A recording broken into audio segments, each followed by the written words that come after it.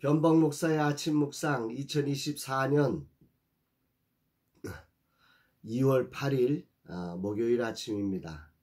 오늘은 잠언 16장 4절로 9절 말씀을 통해서 이런 날도 믿음으로, 이런 제목으로 말씀 묵상의 은혜를 나누겠습니다. 어제 인도네시아 선교사로 헌신하신 최동식 선교사님을 뵀습니다. 이분을 뵐 때마다 참 훌륭하신 목회자다라는 생각이 들곤 합니다. 선교사로 헌신하고 여기저기 좋은 곳에서 청병을 받지만 늘 결론은 선교지로 향합니다. 금년에는 파송교회 상황이 안 좋아져서 선교비의 40%가 줄어들어 도저히 선교를 진행할 수 없는 형편임에도 선교지에서 진행하기로 했던 사역이 있어 좋은 조건의 청빙을 정중히 거절하고 선교지로 가기로 했다고 합니다.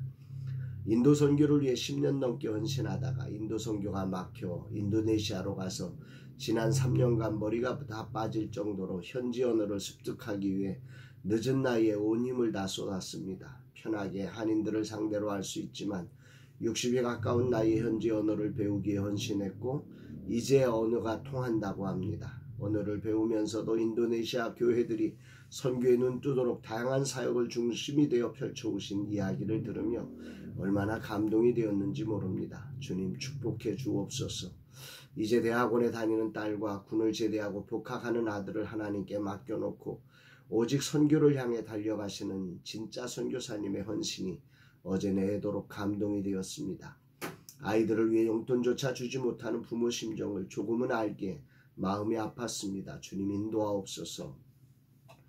이날 주님은 어떤 말씀으로 인도하실까? 오늘 본문 중 가장 울림을 주는 구절은 이것입니다. 4절 여호와께서 온갖 것을 그 쓰임에 적당하게 지으셨나니 악인도 악한 날에 적당하게 하셨느니라. 세상은 말합니다. 하나님이 왜 저런 것을 만드셨냐고 말입니다. 인간은 자기 중심적 사고를 하기에 자기가 이해되지 않으면 하나님을 원망합니다. 삶을 살면서 왜 그런 일이 벌어졌는지 이해되지 않는 일이 정말 많습니다. 이토록 신실하신 선교사님 사역을 선교비를 40%나 줄여서 어렵게 만드시는 것이 인간의 생각으로 이해가 되지 않습니다. 인도 선교를 너무나 잘하셨는데 그 사역을 막으시고 늦은 나이에 인도네시아로 가게 하셔서 언어부터 다시 시작하게 하시는 것은 해도 해도 너무한 것 아닌가. 물론 하나님이 그렇게 하셨다기보다 본인이 인도네시아 영혼을 품기 위해 그렇게 선택한 것입니다. 그렇게 선택하신 분의 선교 행보가 어려움이 없어야 하는데 왜? 라는 물음이 우리의 삶을 힘들게 할 때가 많습니다. 나도 어제 저녁 그런 질문이 생겼는데 오늘 아침 이 말씀을 주십니다. 모든 만물과 그것을 통해 발생되는 모아는 상황이 하나님의 섭리와 계획이라는 하나의 통일된 법칙 속에서 실현된다는 것입니다. 다시 말하면 이런 상황이 우리가 알 수 없지만 하나님이 더 크고 온전한 섭리를 이루는 소중한 시간이 될 것이라는 말이지요. 아멘입니다. 그러면서 솔로몬은 이 구절을 이렇게 연결하고 있어요. 5절 무릇 마음이 교만한 자를 여호와께서 미워하시나니 피차 손을 잡을지라도 벌을 면하지 못하리라.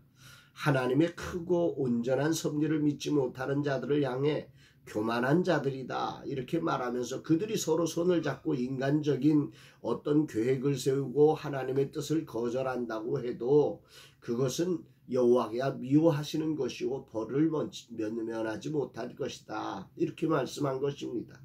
그리고 이어진 7절에서 이렇게 말씀하지요. 사람의 행위가 여호와를 기쁘시게 하면 그 사람의 원수라도 그와 더불어 화목하게 되느니라. 하나님의 섭리를 믿고 겸손히 그 섭리를 따라가면 하나님이 기뻐하시고 그때 원수라도 화목하게 되는 하나님의 놀라운 일을 볼 것이라는 것입니다. 그러면서 9절 말씀 이렇게 결론냅니다. 사람이 마음으로 자기의 길을 계획할지라도 그의 걸음을 인도하시는 이는 하나님이시다. 인도 선교의 꿈을 꾸고 온 맘 다해 헌신하시며 에이즈 환자의 자녀들을 위해 꿈의 학교를 열어 대학을 보내주고 다양한 사역으로 자리를 잡았던 사역을 다 내려놓고 다시 인도네시아로 오셔서 다시 기초부터 쌓아야 하는 시간, 도움은커녕 선교비가 턱없이 줄어 생활할 수조차 없게 만드신 하나님의 섭리는 무엇일까? 여기에 여호와를 경외하는 자가 확신하고 따라야 하는 위대한 비밀을 말씀합니다. 그의 걸음을 인도하시는 이는 여호와시니라. 아멘입니다. 어제 선교의 로비를 깨끗하게 한다고 무리했더니 몸살이 왔습니다. 온몸이 다 아픕니다. 오시는 분들이 깨끗한 로비를 들어오면 행복할 것 같아서 늘 신경을 씁니다. 그런데 몸이 따라주지 못합니다. 청소하고 나면 그날은 몸살로 힘겹습니다. 그런데 오늘은 조금 더 심하게 나를 힘들게 합니다. 그 온갖 것을 그 쓰임에 적당하게 지으셨나니라는 말씀을 가슴에 안고 겸손하게 이 상황에 있는 하나님의 섭리를 믿고 감사함으로 이 날을 살아가는 날 되기를 기도합니다. 주님, 이 하루 몸살로 내 몸을 주체할 수 없지만 그래도 감사합니다. 감히 하나님의 섭리를 평가하지 않고 인도하신 하나님을 신뢰하며 기쁨으로 주어진 자리를 살아가게 하옵소서 고백하는 날입니다.